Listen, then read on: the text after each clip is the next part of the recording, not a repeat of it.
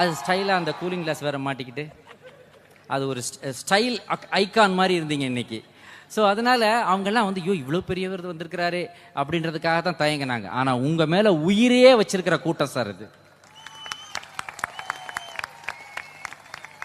உங்களுடைய பழைய பாடல்கள் எல்லாம் விசில் வரும், அருமையான விசில் சவுண்டு வரும். அந்த விசில் சவுண்டை இப்போ யாருமே யூஸ் பண்றதில்ல. அதை கரெக்டாக அடிக்கிறவங்க எங்கால் தான் சார். படி பேச ஆரம்பிச்சா, தம்பி எனக்கு நடிப்புல இன்ட்ரெஸ்ட் இல்லை தம்பி அப்படின்ட்டார். அவர் ஸ்டைல் அது.